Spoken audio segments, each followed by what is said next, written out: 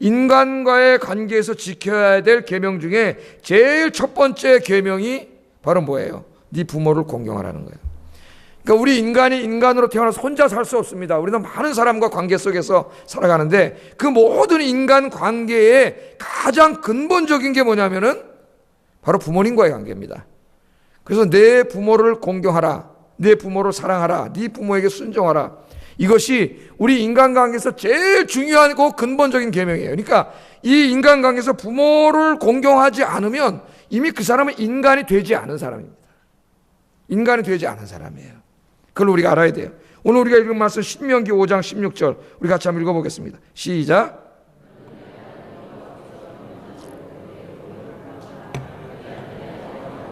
내게 준 땅에서 내 생명이 길고 복을 누리리라. 아멘. 여러분, 효도가 뭡니까? 성경에서는 뭐라 그랬어요? 부모를 공경하는 것이라 그랬습니다. 부모를 공경하는 것이 효도이고, 우리 한자에서는 아들이 늙으신 부모님을 업고 있는 게 효도예요. 이게 효도입니다.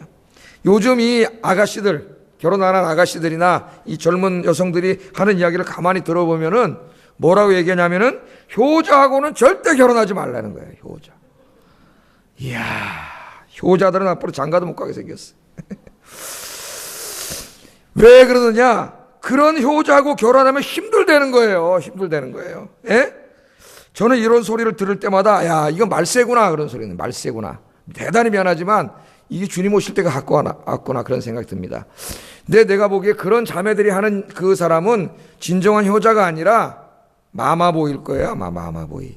마마보이는 효자가 아니에요. 진짜 효자는 그 사람은 인간이 된 사람입니다. 벌써 그 사람은 자기 아내를 사랑할 줄 알고요, 자기 자식을 사랑할 줄 압니다. 인간의 가장 근본이에요. 그래서 나는 오늘 감히 여러분에게 아직 결혼하신 여러분, 또 여러분 이 앞으로 며느리를 데려올 때에 효자를 데려오시기를 주의 이름으로 축복합니다. 효자, 진짜 효자를 데려오세요. 그 사람은 아주 훌륭한 인격자요, 신앙인입니다. 여러분, 제가 왜 말세라 그러는지 아세요? 제 말이 아니에요. 하나님 말씀입니다. 하나님 말씀. 하나님 뭐라 그러는지 아세요? 예? 마지막 때가 되면은 인간의 이 사악한 악이 이렇게 드러나는데 여러 가지 악들을 이야기하세요. 성경에서. 그 중에 하나가 뭐냐면 부모를 거역하는 거예요. 로마서 1장 30절. 여기 보세요. 인간의 죄악을 로마서 1장 여러분 아시죠? 인간이 지은 죄를 쭉 이야기하다가 30절에 오면은 악을 도모하는 자요, 부모를 거역하는 자요. 상당히 심각한 죄악으로 다루고 있습니다. 그 다음에 디모데전서 3장 2절 같이 한번 읽어보겠습니다. 시작.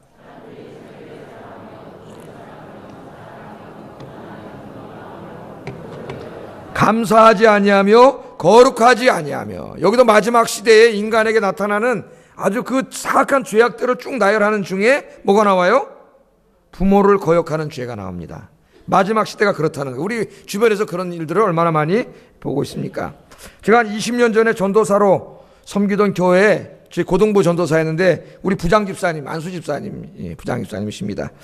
지금은 이제 이 교회 장로님 되셨고 또 일산에 큰 교회를 질 때 건축위원장이 되셔가지고 교회도 건축하시고 훌륭한 일을 하신 분인데 제가 함께 섬기면서 보니까 인격과 신앙이 너무 훌륭한 분이에요. 그 당시에 이제 한 40대 중후반쯤 됐나?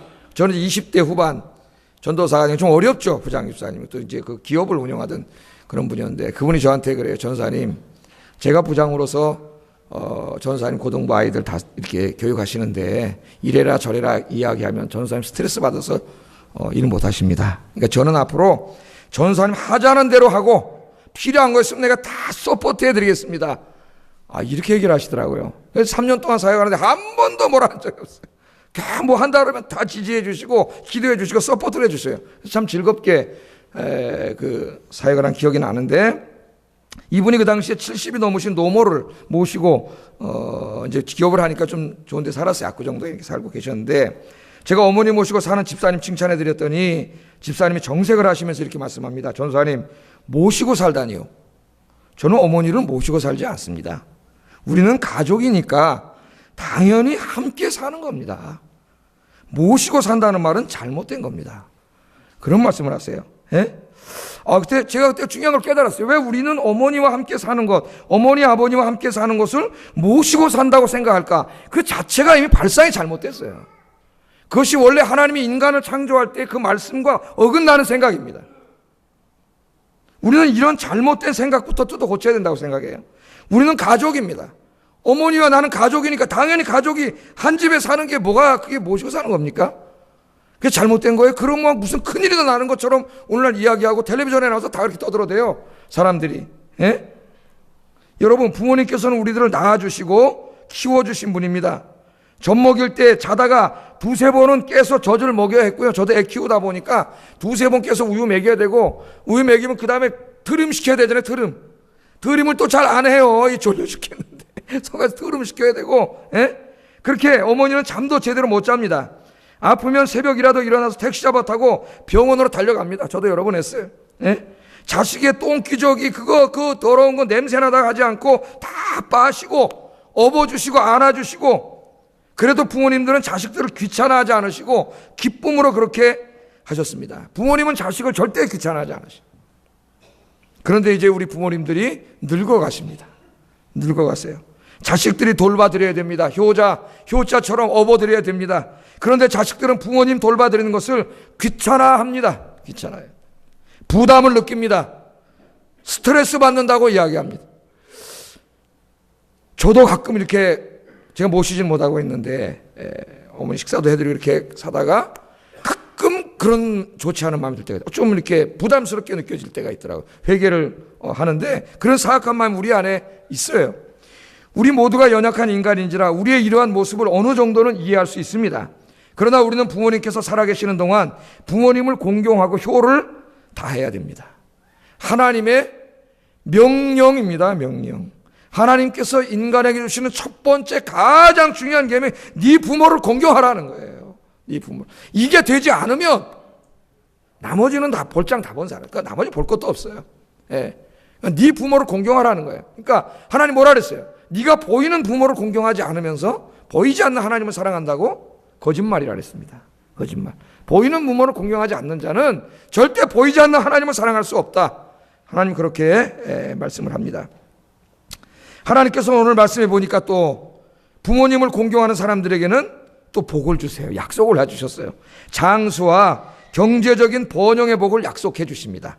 네가 이 땅에서 오래 살고 잘 될 것이다. 그렇게 말합니다. 그래서가 아니라 여러분들은 여러분 낳아주시고 길러주신 부모님 잘 봉행하고 잘 섬기고 기쁘게 해드리는 여러분 되시기를 주의 이름으로 축복합니다. 그러면 우리가 어떻게 부모님을 공경할 수 있습니까? 성경에 보니까 부모님 공경하는 방법 두 가지가 나와요. 두 가지가. 하나는 부모님을 존중하고 순종하는 겁니다. 순종. 말씀에 순종하는 거예요. 그 다음에 두 번째는 부모님을 즐겁고 기쁘게 해드리는 겁니다. 기쁘게. 첫째, 효도란 뭐냐? 부모님께 순종하는 겁니다. 순종. 골로새서 3장 20절 읽어보겠습니다. 시작.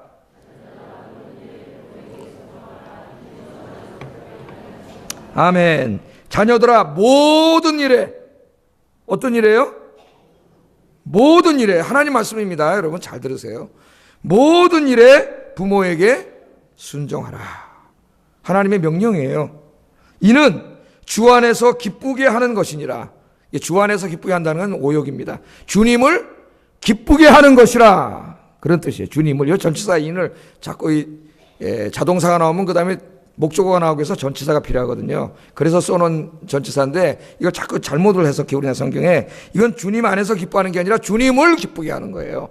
주님을 기쁘게 하는 것이니라. 그렇게 말해요. 그러니까 여러분이 효도하면 누가 기뻐하세요?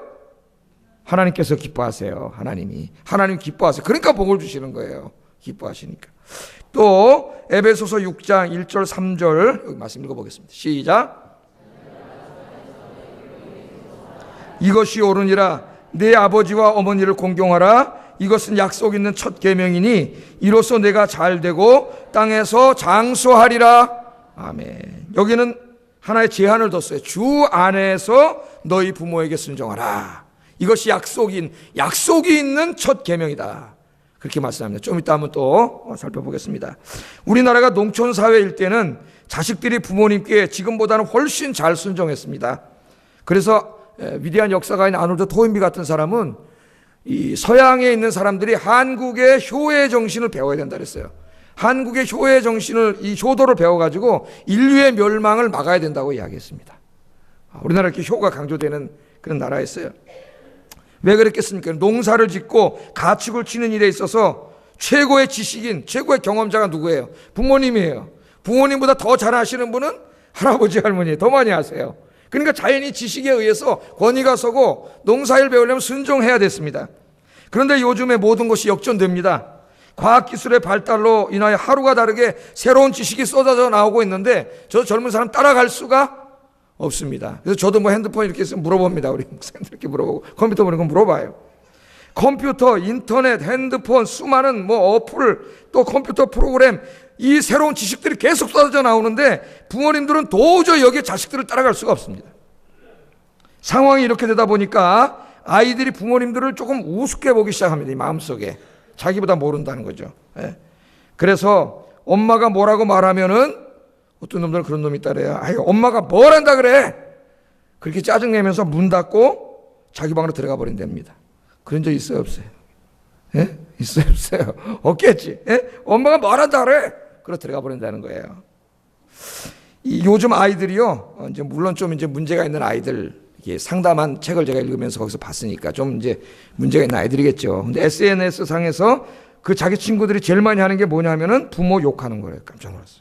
온갖 상소리를 다, 자기 엄마 아버지 막 이름 써놓고 막 온갖 상소리를 다 한대요. 거기다 막 입에 담지도 못한 욕을 막 한다는 거예요. 응?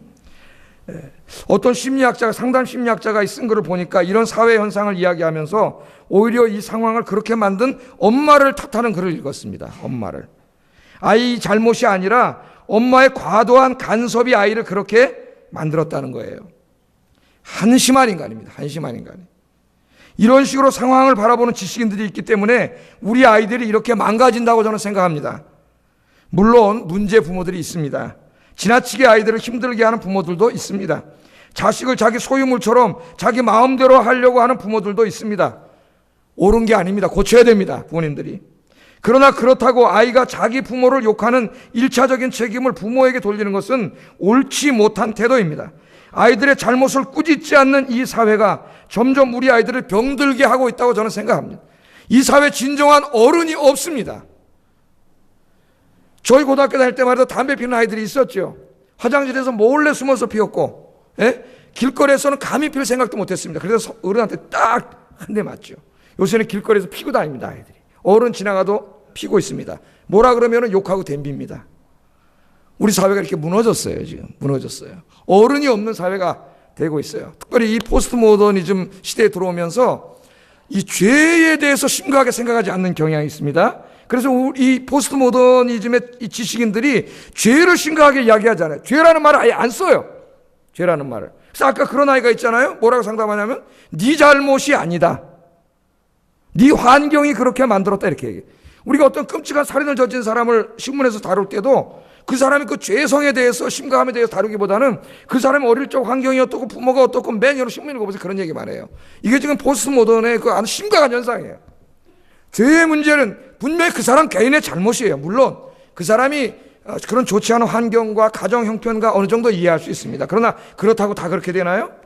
세계 지도자들을 보면은요, 부모님 없는 편모스라 또는 부모님 다 없는데 고아로 자란 사람 중에서 지도자가 된 사람이 엄청나게 많아요. 그런 사람들이.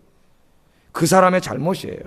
그 아이의 잘못이에요. 죄를 죄라고 이야기해야 되는데 죄를 죄라고 이야기하는 게 교회밖에 없으니까 교회는 진부에서 안 나온다.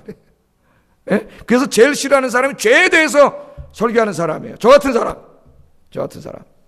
하나님께서 그렇게 말씀하시는데, 여러분, 하나님께서는요, 하여튼 모든 일에 부모님에게 순종하라고 분명히 말씀합니다. 부모님께 순종하라는 것은 부모님을 부모님으로 인정해 드리라는 것입니다. 부모님을 집안의 어른으로 인정해 드리고 모든 일들을 부모님께 알려드리고 부모님과 상의하고 부모님의 말씀을 들으라는 겁니다. 여러분 결혼해서 아이를 낳더라도 아이가 무슨 일 있으면 전화해서 알려드리고 만나서 알려드리고 그렇게 해보세요. 굉장히 좋아하세요. 제가 해보니까 부모님들이. 손주에 대한 이야기, 그런 이야기를 들려주시고 뭐 어떻게 됐다 이야기하고 그러면은 굉장히 기뻐하세요. 여러분 오늘 여기 예배에 참석한 젊은이 여러분 잘 들으세요. 인생을 어느 정도 산 저 같은 사람이 깨닫는 게 있습니다. 제 50이 넘어서 깨닫는 게 있는데 인생을 조금 살다 보니까 부모님 말씀 틀린 것이 하나도 없다는 겁니다. 부모님 말씀이. 왜 그런지 아세요? 우리 부모님만큼 나를 사랑하고 아껴주는 분은 없습니다.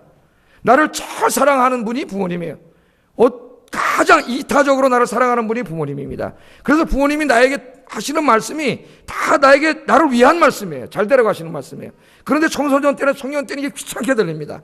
이게 잔소리로 들려요. 지금 부모님 말을 잔소리라고 하는 놈들이 있어요. 예? 잔소리로 들려요. 잔소리로. 그런데 커서 보니까 정말 부모님 말씀이 다 맞아요. 부모님 말씀이. 부모님은 나를 사랑해서 하신 말씀이기 때문에 그 말씀이 다 맞습니다. 요즘 또 젊은이들과 이 기성세대와 이 아이들 젊은이 세대 가운데 이 정치적인 이 이념이 달라요. 생각이 많이 달라요. 우리나라 뭐 선거하면 이게 나타나는데, 그래가지고 아버지 아들이 모여서 얘기하고 정치 얘기하다 얼굴 핏대 세우고 아들과 아버지랑 다툰 일이 있다는 거예요. 부려막심한 놈 시키더래요. 이거는. 아버님께서 정치 얘기 좀 보수적으로 하는데 자기 마음에 안 들어도 그냥 들어드리는 여러분 되길 주의 이름으로 축복합니다. 그 들이세요. 그 정치 그 무슨 답이 있는 문제라고? 그 정치에 무슨 답이 있어요? 그게 그 이념에 이렇게 생각할 수도 있고 저렇게 생각할 수도 있는데 그걸 가지고 아버지한테 이겨먹겠다고 그러지 마시고 이제 아버지가 말씀하시면은 맞습니다 아버님 나라를 위해서 기도 많이 해야 되겠습니다. 그렇게 하면서 맞장구 치면서 좀 이렇게 아버님 즐겁게 들어드리는 게 효도인 줄로 믿습니다. 우리 젊은이 여러분 아셨죠? 이제 잘 실천하세요. 또 이 연세 드시면요 한 얘기 또 하고 한 얘기 또 하세요. 근데 저는 얼마 안 먹었지만 50 넘으니까 제가 가만 보니까 한 얘기 또 하고 한 얘기 또 하고 있더라고. 한 얘기 또 하고 저도 이제 55. 그래갖고 어떤 못된 놈들은 아유 엄마 그거 100번도 더 들었어 그런 놈이 있어요. 또 엄마 있어요 없어요? 한 번씩 죄 졌죠 다. 100번도 들어드리세요 그냥. 그냥 들어드리시고 그냥 또 그냥만 듣지 말고 또 듣기 싫으면 되게 고개 돌리고 딴청 부른다면서 그러지 말고 엄마 눈을 마주치면서 제가 지난번 얘기했죠. 상대방에 대한 예예요. 말을 할 때 그 눈을 마주치고 이야기를 들어주는 건 예예요. 그게 안 된 사람은 인간이 안 된 사람. 그러면서 어떻게 해요? 손뼉을 치면서 추임새도 넣어주면서 야 엄마 그때 정말 그랬지 그러면서 막 얘기하면은 엄청 기뻐하세요. 외롭잖아요. 노인이 되시면 외롭습니다. 여러분 그런 효부, 효녀, 효자들 되시기를 주의 이름으로 축복합니다. 한 가지 제외하고는 다 순종하라 그랬어요. 주 안에서 순종하라 그랬습니다. 그렇게 사랑하는 부모님이 어느 날 야 예수 믿지 마라. 그건 순종할 수 없습니다. 왜? 어머니를 위해서도 내가 더 열심히 교회 가서 기도하면서 어머니를 구원시켜야 되니까 그 순종할 수 없습니다. 야, 네 마누라 며느리 꼴비도 싫어 죽겠는데 이혼해버려. 순종할 수 없습니다. 왜? 하나님은 그렇게 하지 말라 그랬기 때문에. 그래서 주 안에서 순종하라 그랬어요. 우리가 주 안에서 부모님을 순종하면은 그게 부모님께 효도고 결국 부모님의 영혼도 구원하고 부모님이 가장 행복하고 기쁘게 살게 해드리는 일인 줄로 믿습니다. 여러분 모든 일에 순종하시기를 주의 이름으로 축복합니다. 하나님이 그렇게 하셨어요. 순종하라고. 여러분이 순종 안 하면은 여러분 자식들이 순종 안 할 거예요. 애들은 보는 대로 하니까. 잘 들으세요. 두 번째 효도가 뭐냐? 부모님을 공경하는 게 뭐냐? 부모님을 즐겁게 해드리고 기쁘게 해드리는 거예요. 잠언서 23장 25절 읽어보겠습니다. 시작. 아멘. 뭐라 그랬어요? 내 부모를 즐겁게 해드리고 즐겁게 너를 낳은 어미를 기쁘게 해드리라 그랬습니다. 여러분 그렇게 해드리고 있습니까? 기쁘게 해드리고 있으세요? 아니면 근심 걱정거리가 되고 있으세요? 제가 하나 이 소개를 해드리겠습니다. 사진이 하나 나올 거예요. 사진. 아주 감동적인 사진이에요. 이거 무슨 사진이에요? 아흔을 넘기신 늙으신 아버지를 지게에 지고 금강산 유람을 다니고 있는 아들의 사진입니다. 이게 기자를 통해서 인터넷상에 올라와가지고 이분이 유명인이 되셨어요. 하나님이 그 이름을 높게 하셨어요. 사진의 주인공은 인천에 살고 있는 42살 된 이익균 씨. 초등학교를 다니는 두 아이를 둔 애 아빠입니다. 그러니까 자기 아버지가 이렇게 하는 걸 봤으니까 얘네들도 제 아버지한테 그렇게 할 거예요. 애들은 본대로 하니까. 아버님을 모시고 어느 날 독립기념관을 갔는데 90을 넘기신 아버지가 이런 말씀을 하시더랍니다. 금강산 가면 8만 암자가 있다던디 그러시더래요. 그때 이제 어머니가 먼저 돌아가셔서 적적해 하셔서 이런데 저런데 좋은 데를 많이 모시고 다닐 때랍니다. 이석규 씨는 아버님의 말씀을 듣자마자 마음속으로 예 아버지 금강산 아니라 그 할아버지라도 모시고 가겠습니다. 마음에 다짐을 합니다. 마음에 다짐. 아버님 생신이 다가와가지고 형제들 모여서 의견을 모았습니다. 아버님 금강산 구경시켜드리자. 예, 모았어요. 그런데 아버님이 거동을 못하세요. 아흔이 넘으셔가지고 불편하십니다. 휠체어는 산에 올라갈 수가 없고 가뭄무해, 예? 무용지물이죠. 그래서 이석균 씨가 어떻게 하면 아버지를 금강산 절경을 마음껏 보여드릴 수 있을까 며칠 동안 고민을 하는데, 어느 날 아버지와 함께 시골에서, 집이 시골이었는데 지게 나무 해갖고 지게 지고 오던 그 생각이 딱 나더라는 거야. 그래, 지게를 만들자. 그랬다는 겁니다. 그래서 나무지게는 너무 무겁잖아요. 할 수가 없으니까 제일 가벼운 소재 중에 하나는 알루미늄으로 지게를 만들려고 그런 거예요. 그래서 이제 설계를 하고 의자를 만들고 해가지고 누구한테 해달라 그랬더니 전부 못한다 그러고, 어떤 사람은 터무니없이 비싼 값을 부르고 막 그러더라는 거예요. 아이고, 우리 효를 다 하려는데 그냥도 만들어줘도 되는데, 그런 걸 투영해서 돈 벌어먹으려는 못된 인간들이 있어요. 예? 그래가지고 막 한 달 동안 지났는데도 이게 안 만들어지고 막 고민을 하고 있는데, 한 지인을 통해 가지고 결국, 예? 지성이면 감천이라 어떤 사람이 만들어주겠다는 거예요. 그래서 쫙 만들어갖고 지금 요 지게를 알루미늄으로 해가지고 탁 이렇게 지게를 만든 거예요. 그래가지고 이제 이 지게에다 아버님을 딱, 아버님 전용에다 지게를 태우고 금강산에 가가지고 천선대, 귀면암, 구룡폭포, 뭐 하여튼 저도 안 가봐서 모르겠습니다만은 금강산 좋다는 데는 다 산으로 올라다니는데 얼마나 무겁겠어요, 여러분. 아버지 무게까지 해서 60kg이었답니다. 60kg. 혼자 그냥 산에 올라가기도 힘든데 이 친구가 이분이 돌아다니는 거예요. 예? 아들에게 짐이 될까봐 한사코 업히기를 거부하시던 아버지가 저기 가면 뭐가 있다냐, 아이고 저게 그림이요 경치요, 이런 막 감탄사를 연발하면서 금강산 구경에 흠뻑 취하셨다는 거예요. 예? 이 씨가 이런 말 합니다. 산행이 이어지면서 무게를 이기지 못한 어깨와 팔이 뻣뻣하게 굳고 허리가 끊어질 듯 아팠지만 어린애 모양 좋아하시는 아버지를 보면서 얼마든지 견딜 수 있었다. 그렇게 얘기합니다. 참 효자입니다. 예. 금강산 그 구경 마치고 온천에 이렇게 형제들하고 같이 갔는데 이 실핏줄이 다 터져가지고 상반신 전체가 피멍이 들었다는 거예요. 피멍이. 같이 갔던 60이 다 된 형님이 울컥하시면서 우시더라는 겁니다. 그래서 이석균 씨가 이렇게 말했다면, 형님 웃읍시다. 예? 90 넘으신 우리 아버지께서 돌아가시기 전에 금강산 구경 마음껏 하셨는데 얼마나 좋습니까? 그랬다는 거예요. 제가 얼마 전 TV를 보는데 사람들이 나와서 뭐 10월 드리면 이렇게 해가지고 막 얘기하는 거 있어요. 거기 나오는 그 여자들이 하는 말이 뭐라 그러냐면은, 뭐 이 시부모님 부모님 모시고 여행 가는 거는 평생에 딱 한 번밖에 못할 짓이래요. 한 번만. 딱 한 번 이상 못한대요. 한 번만 하면 된대요. 그건 진짜 너무 힘들고 귀찮고 부담된다는 거예요. 그런 얘기를 하더라고요. 그래서 제가 문득 제 아내 생각이 났습니다. 제 아내 결혼해가지고 미국 가 있을 때 빼고는 20년 이상을 매년 휴가 갈 때마다 제 어머니 아버님 모시고 갔어요. 한 번도 안 빠지고 20년. 고맙게는 생각했지만 그게 그렇게 고마운 건지 나 텔레비전 보고 알았어요. 그 여자들 보고. 예? 한 번만 하면 얼굴이 핏대를 세우면서 한 번 이상 못한다는 거예요. 그게 힘들다는 거예요. 올해도 벌써 휴가 때 엄마 아버지 어디로 모시고 갈까? 그 얘기를 저희 물어보더라고요. 노벨 평화상 줘야 된다 내가. 그놈들 다 뭐 보고 하는지 몰라. 예?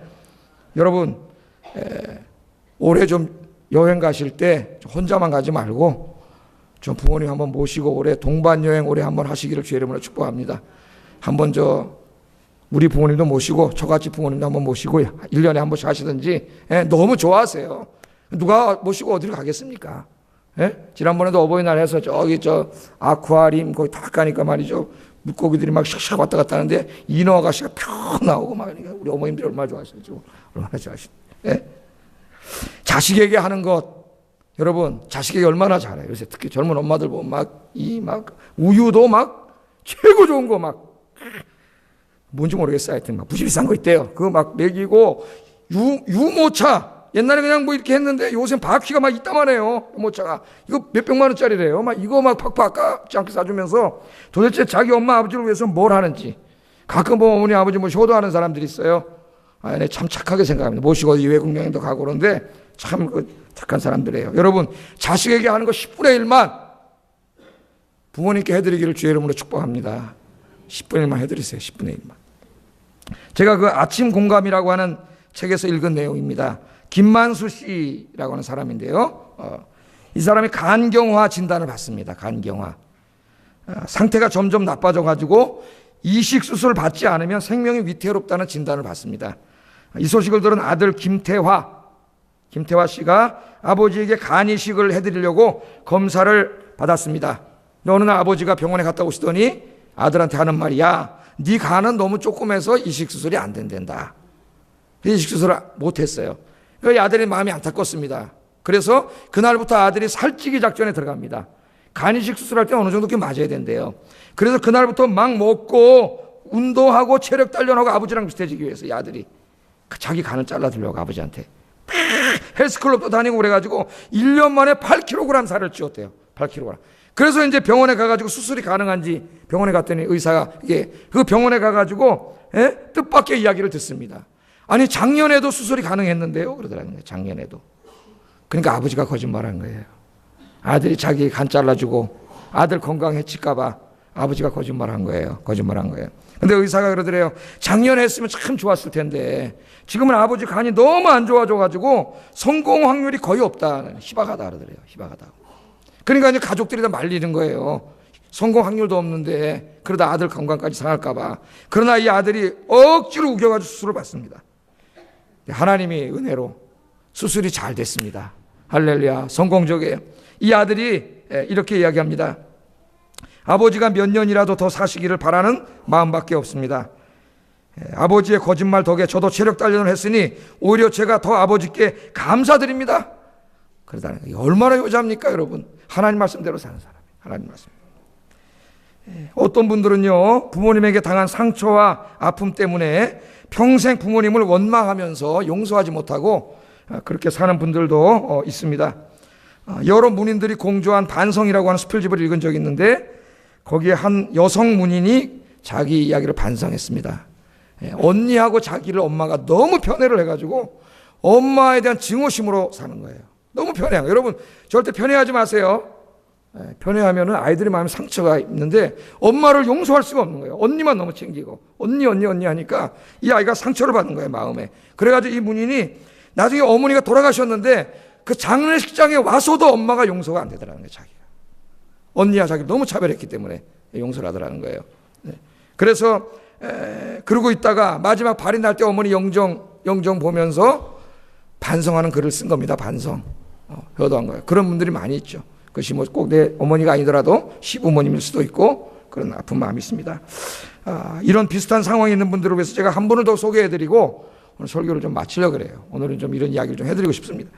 자, 소록도에서 목회 활동을 하고 있는 한 목사님이 계셨는데 제 친구도 여기 가서 좀 부교육자로 생활을 몇 년 했었는데 이 목사님 앞에 70이 넘은 노인이 찾아와가지고 소록도에서 살게 해달라고 그러시더라는 거예요. 이 목사님이 아니 여기는 정상인은 올 수 없습니다. 왜 그러십니까 할아버님?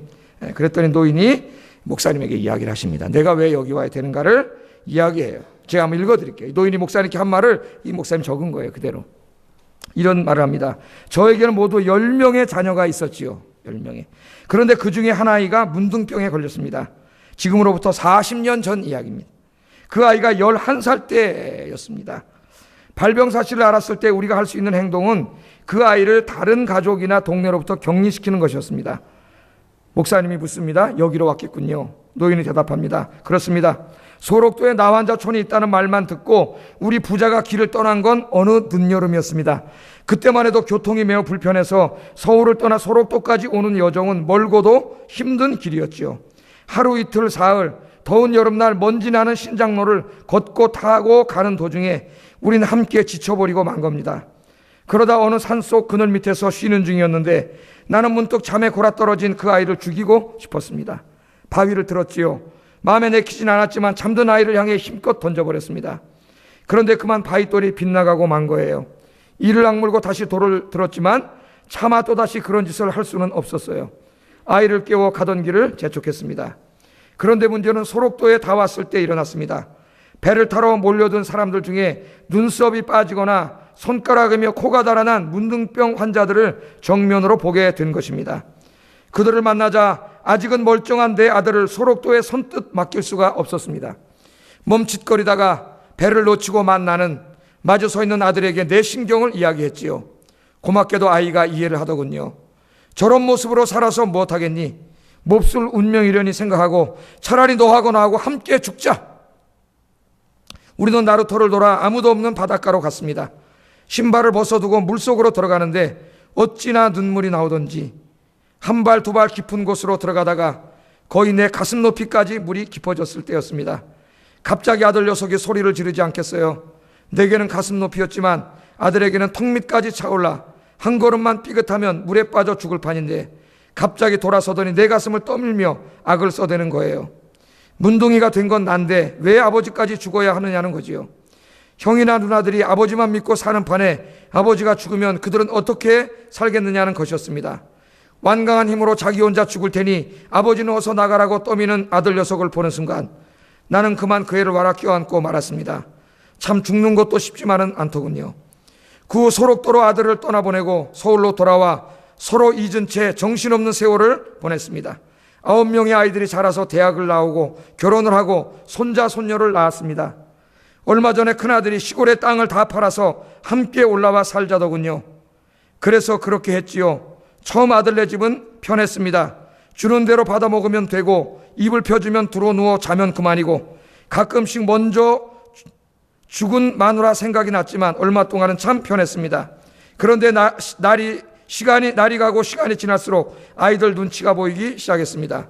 그 애들은 아무 말도 없는데 말입니다. 어느 날인가 드디어 큰아이가 입을 엽디다. 큰아들만 아들이냐고요. 그러니까 여러분 다 주지 마세요, 절대로. 지금 여러분 그 뉴스에 나오는 거 보셨죠? 아들내미가 그 돈 마지막 엄마 있는 거 10억 그거 얘기해가지고 아들 다 주고 아들 집에 와서 살았더니 그 다음에 생활비도 안 보내주고 그래가지고 엄마가 그 돈 찾게 해달라고 고소를 했어요, 아들을. 내가 여기 자식들한테 미안한 말이지만 자식들은 받을 생각도 하지 마세요. 오죽 못난 놈이면 부모님한테 가서 손벌 그러지 말고 여러분 열심히 일해가지고 돈도 많이 벌고 부모님 오히려 드릴 수 있는 여러분 되기를 주의 이름으로 축복합니다. 그거 주면은요 부모 자식 간에 깨져요. 돌아가실 때 다 여러분 좋은 일에 쓰세요. 하나님께 드리고 어려운 일에 부모님이 쓰면 부모님 영광 이름 드러나잖아요. 그렇게 되도록 열심히 일하세요. 지금부터 공부도 열심히 하고 일도 열심히 하세요.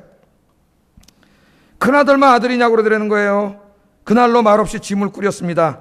그런데 사정은 그 후로도 마찬가지였습니다. 둘째, 셋째, 넷째 이제 또 뺑뺑이 돌아가는 거죠. 허탈한 심정으로 예전에 살던 시골집에 왔을 때 문득 40년 전에 헤어진 그 아이가 생각나는 겁니다. 11살의 문둥이가 되어 소록도라는 섬에 내다버린 아이. 내 손으로 죽이려고까지 했으나 끝내는 문둥이 마을에 내팽개치고 40년을 잊고 살았던 아이. 다른 9명의 아이들에게는 온갖 정성을 쏟아 힘겨운 대학까지 맞춰놓았지만 내다버리고 까마득하게 잊어버렸던 아이가 말입니다. 다시 또 먼 길을 떠나 그 아이를 찾았을 때 그 아이는 이미 아이가 아니었습니다. 50이 넘은 나이에 그동안 겪은 병고로 인해 나보다 더 늙어 보이는, 그러나 눈빛만은 예전과 다름없이 투명하고 맑은 내 아들이 울면서 반기는 것이었습니다. 그 아이는 나를 껴안으며 이렇게 말했지요. 아버지를 한시도 잊은 날이 없습니다. 아버지를 다시 만나게 해달라고 40년이나 기도해왔는데 이제서야 기도가 응답되었군요. 나는 흐르는 눈물을 닦을 여유도 없이 물었죠. 어째서 이 못난 아비를 그렇게 기다렸는가를. 자식이 문둥병에 걸렸다고 무정하게 내다버린 채 한 번도 찾지 않은 아비를 원망하고 저주해도 모자랄 텐데 무얼 그리 기다렸느냐고. 그러자 아들은 이렇게 말하는 것이었습니다. 여기 와서 예수 그리스도를 믿게 되었는데 그 이후로 모든 것을 용서하게 되었노라고. 예수 그리스도의 사랑이 이 비참한 운명까지 감사하게 만들었노라고. 그러면서 그는 다시 한번 자기의 기도가 응답된 것에 감사하는 것이었습니다. 그때서야 나는 깨닫게 되었습니다. 나의 힘으로 온 정성을 쏟아 가꾼 9개의 화초보다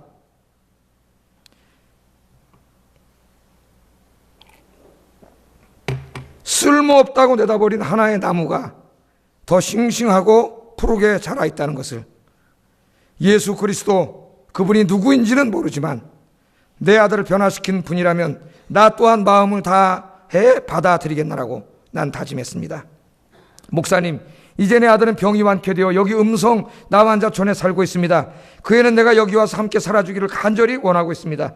그 애와 며느리 그리고 그 애의 아이들을 보는 순간 그 바람이 결코 거짓이 아니라는 걸 깨달았습니다. 그들의 눈빛에는 지금껏 내가 구경도 못했던 그 무엇이 들어 있었습니다. 공들여 키운 9명의 아이들에게선 한 번도 발견하지 못한 사랑의 언어라고나 할까요? 나는 그 애에게 잃어버린 40년의 세월을 보상해 주어야 합니다. 함께 있어주는 것만으로도 그에게 도움이 된다면 나는 기꺼이 그 요청을 받아들일 작정입니다. 그러니 목사님 저를 여기에 살게 해주세요. 라는 거예요. 여러분 생각해 보세요. 11살 때 문둥병에 걸린 자기를 소록도에 버려두고 40년 동안 한 번도 찾지 않은 아버지, 도저히 용서할 수 없는 아버지, 그 아버지였지만은 소록도에 와서 예수 그리스도를 믿고 그를 용서하게 됩니다. 아버지를 용서하고 아버지를 다시 만나게 해달라고 기도하고 아버지를 만난다면 아버지를 모시고 살겠다고 그렇게 기도하는 이 아들의 모습을 보면서 우리는 그가 진정한 인간이요, 여기 중요해요 여러분, 진정한 인간이요, 진정한 그리스도인이요, 진정한 하나님의 자녀임을 우리가 깨닫게 됩니다. 우리 교회도 그런 분들이 많이 있습니다. 용서하기 힘든 분들을 용서하고 효도를 다하는 분들이 많이 있습니다.